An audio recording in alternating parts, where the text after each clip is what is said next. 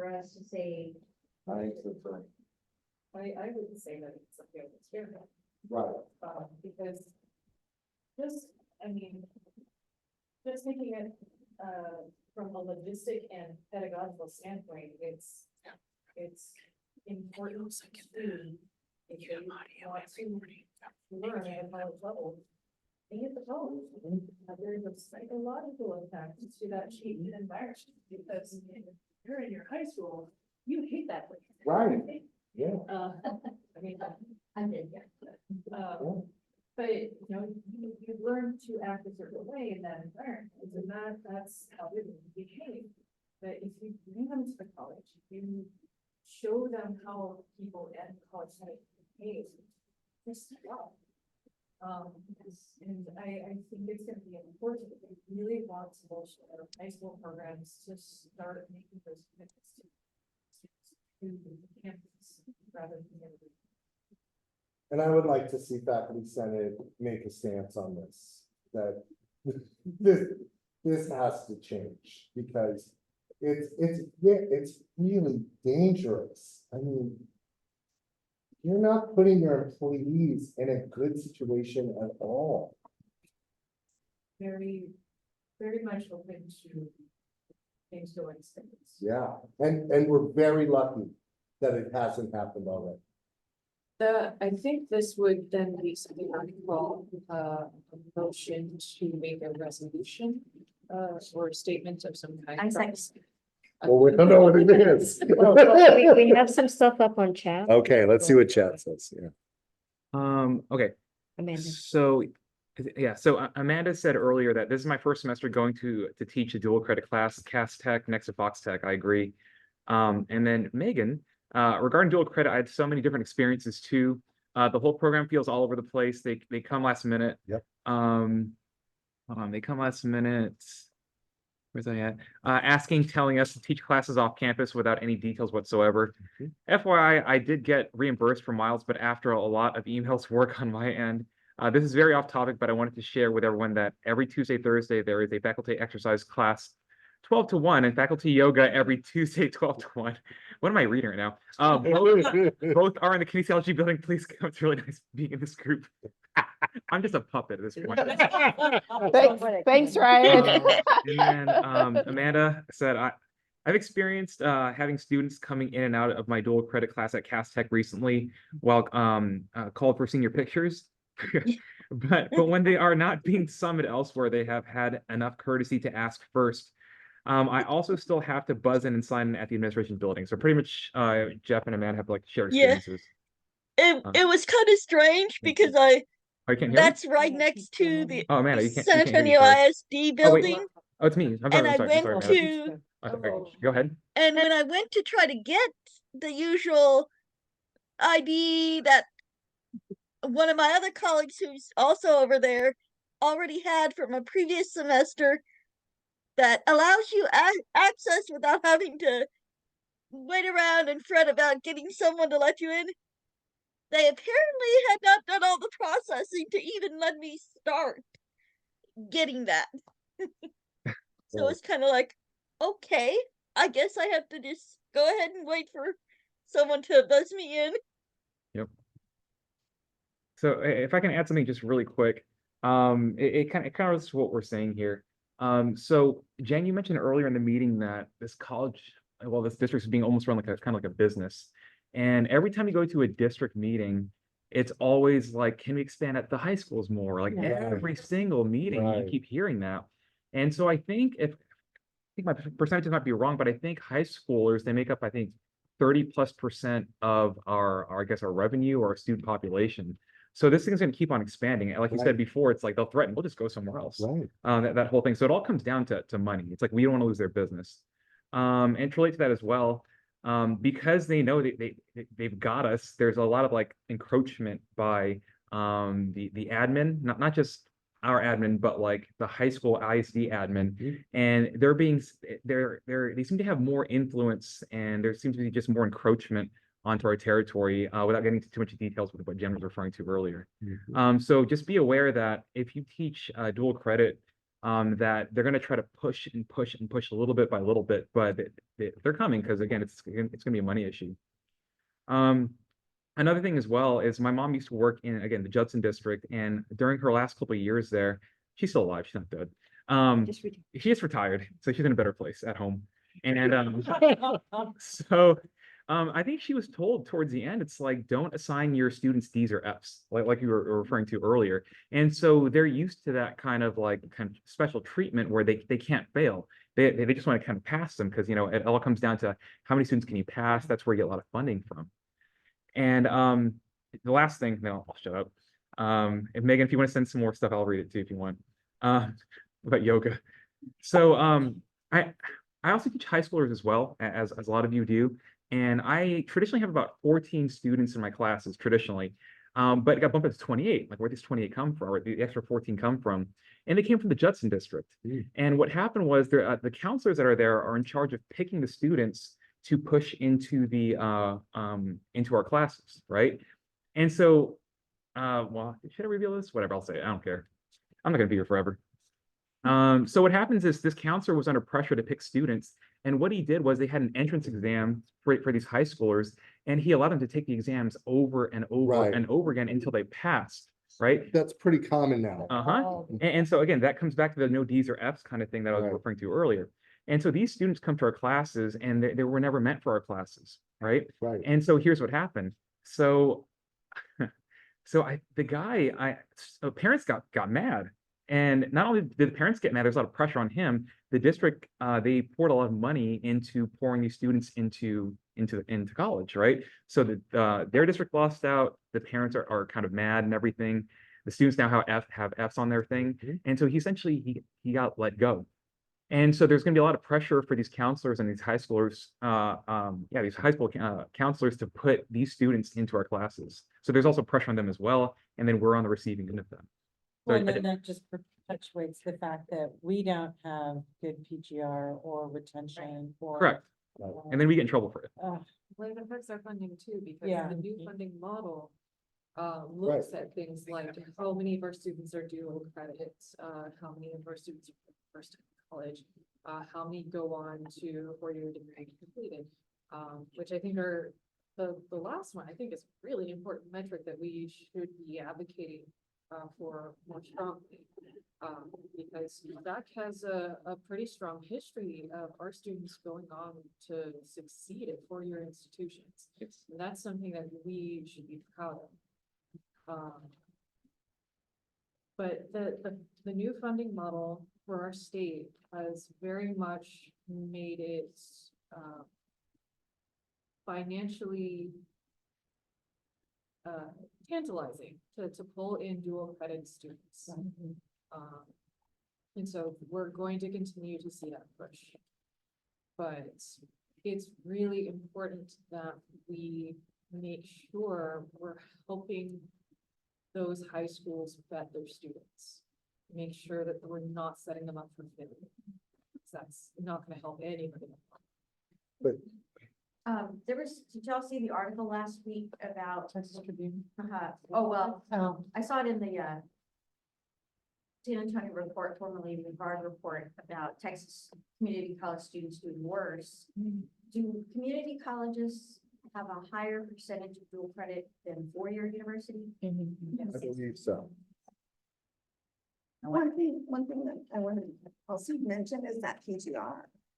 It truly, I mean, it was a red flag when I saw it the first semester. Every faculty member had like 90 point something.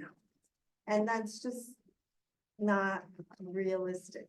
When our 1302 in our department does not have a 90% type of PGR.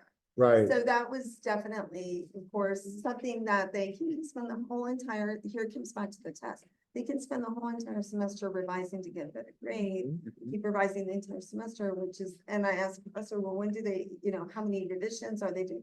Well, they can just keep bringing it Keep all the doing way it. to the end. Because it's fairly new for us. I know you guys have gotten it because I have. When I'll give a student a grade and they'll go, oh, I'll just redo it. And I'm like, what? I didn't say you could try it Right. over and over, but that's the mentality, right? And something that we want to know, so we're really gonna break it down next week at SAC Scores, is we want to know what our PGR is, face-to-face, online, and dual credit. Because they're all put together, and it's like, but they are three very different things, and we'd like to know how we're doing, with PGR, with dual credit, Julie? I'd like to make a motion. Yes, thank you. I was sure hoping you were writing. Just really quick, Megan might have something to add. She's raised her hand. Just real quick. Sorry, Julie.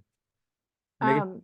Sorry, I'll be real quick. And I only have a very limited experience. I did one dual credit class off campus and it was at YWLA. I did feel generally safe there. The students are great. But there was one issue at the very beginning. I proactively asked for a meeting and said, hey, can I at least see my classroom before I show up on the first day? And then Dr. Porter happened to show up at that meeting. It was just weird. It was like they were trying to play it off like they planned this meeting for me whenever I asked for it.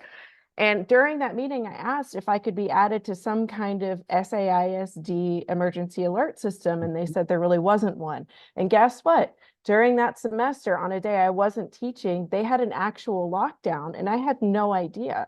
There was somebody on the street that they thought had a real gun. It turned out fine, but I was just picturing if I had happened to show up that day for teaching, I would have had no idea. Right. Because I don't give my cell phone number out to, they were asking for it there. And I'm like, no, I don't want just a casual text. I don't do that.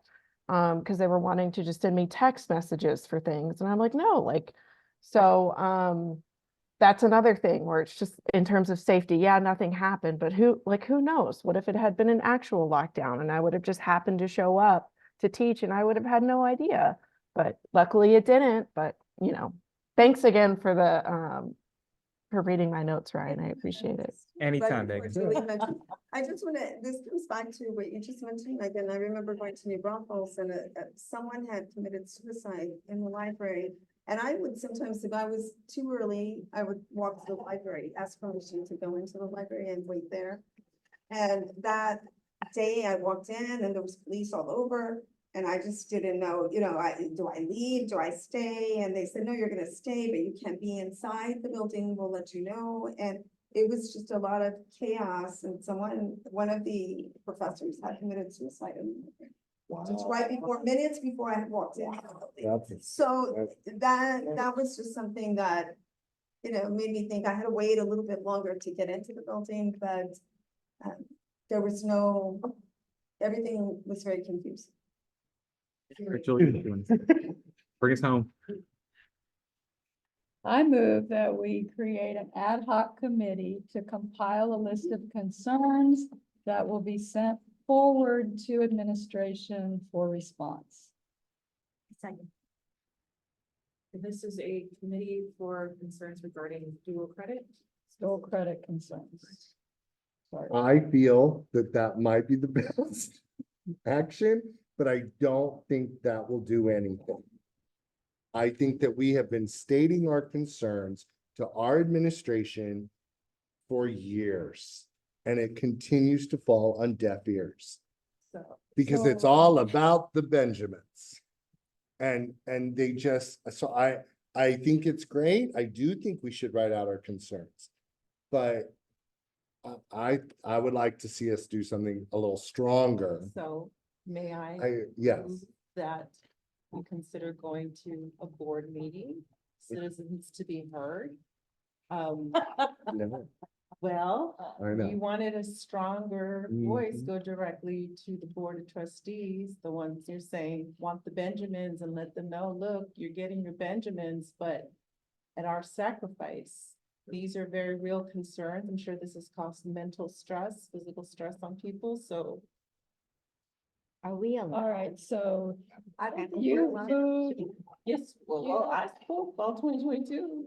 I'm still We here. are allowed. you've moved to amend mine I'm sorry. and to have Jeff.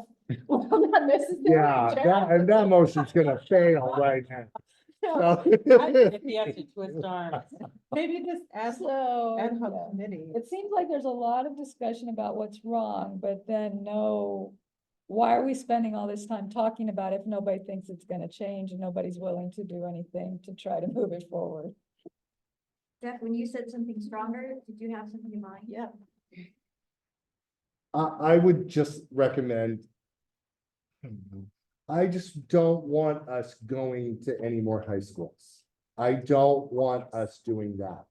I understand that the dual credit is here, it keeps us in business. I get that. And I love the model. I mean, love for students to get their associates before they get their high school, whatever. They love bragging. I know, about that. right? I know. It's like. I'm sure employers want 20-year-olds all working for them, but I feel like I'd like to draw a line in the sand that it's like no more traveling to high schools. That when these contracts run out, that those high school students need to come to SET, to our campus. So at that point, would that be HR, risk management, some kind of grievance? What would that fall under if you don't want any more people going over? Because we could go at it from that route Mhm. if it's a risk management thing, right? I think it's a lot, but yeah. Now it comes to the high school faculty teaching, our faculty teaching. So what happens then? Well. The So, high school faculty are gonna come to teach the class here. because True. So you're right. So if it's a high school, so there are high school teachers with their masters that are Yes. teaching, okay, and that's not the case in speech. So, so that's not what I'm talking about. I mean, if they teach at the high school, But you see, there are all these issues, that's the thing. right, So but I think that, I would like to move that we revisit Julie's original motion about getting an ad hoc committee together to gather these concerns, and then perhaps amend the motion so that that ad hoc committee also considers ways that we could address those concerns before presenting them to administration. I Okay, second. so you, Oh, she's sorry. making a motion to amend, you're seconding I'm seconding it. So we have to vote on that. Okay, Any more discussion? any more discussion? Well, I would like this to happen soon. Cause we're already getting scheduled for the fall. So, and maybe there is nothing we can do to change in the fall, but I think at least during the summer, these people need to meet, so this has to happen fast. And these people don't I- necessarily have to be faculty senate. No, I have lots of names that probably would like to be part of the ad hoc. Okay, so we have a motion, we have a second, no further discussion. All those in favor? Aye. How about on the count of Zoom? Soon, hold on, let me go ahead. Seems like everybody's. Hold on, wait, one second. Sorry, Zoom folks, you might have to hold your hands up again. If you are in favor. There you go. There you go. Everybody seems, there you go, up there. See, 1, 2. that all those opposed?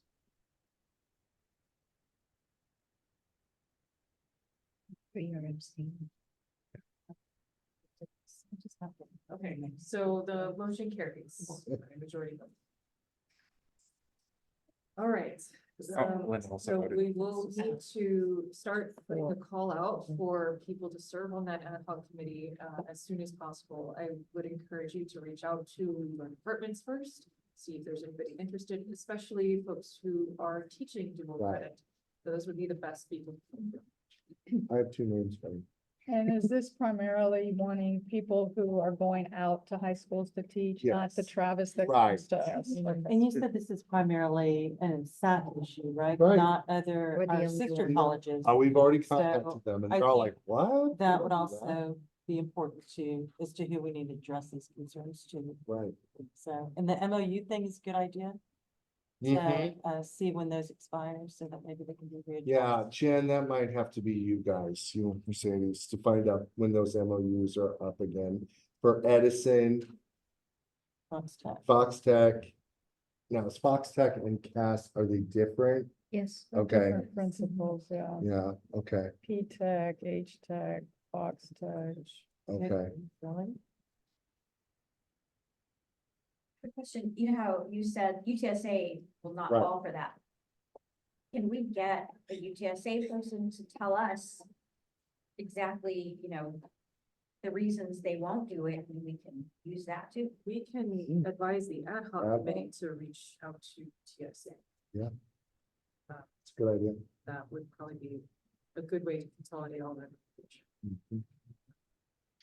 I see a problem with no policy or procedure here. We're just kind of running in different directions and each discipline has a different set of rules and it's Right. it's really messy. If something happened, you would win. The faculty Okay. member would win. So we've got two final items. So for course materials, I don't actually remember what that was supposed to be. Oh, access to Canvas, not all of them have it, and the school districts don't allow for YouTube to be played. Oh, that's right. Was that under the? Was that under dual credit? I Mhm. thought it was a separate item. Oh, that was separate, I'm sorry. Well, there was also they're not ordering enough books. That's what I BNN, think it was. yes. I can speak to that. Yeah. So I'm on some district committee, because when you squawk, you get put on a committee. Just be forewarned. So it is an OER/instructional materials district committee. And so there is someone at district who is compiling all the textbook concerns that have been brought to her. And so they are definitely looking at like not enough books if you want print version, not enough codes if your students need the access codes. So they have been working with Barnes and Noble on upping the percentages that they get and then constantly ordering as they need it. And working with the publishers to make sure that the codes are working smoothly. So there is somebody that is dealing with that. The other piece of that is instructional materials. The policy is very out of date. It was from like 2018 or something. And since then, we have Alamo Books and IM and all this stuff. So that committee is working on drafting a new instructional materials adoption guidelines. Colleges, I guess, don't have to choose it exactly, but some guidelines. So hopefully sometime soon, we'll have some resolution on that. Good to hear. Something's happening. Good. Slowly. Thank you. The final item before adjournment is the executive session. So this is where we have a closed session for senators only.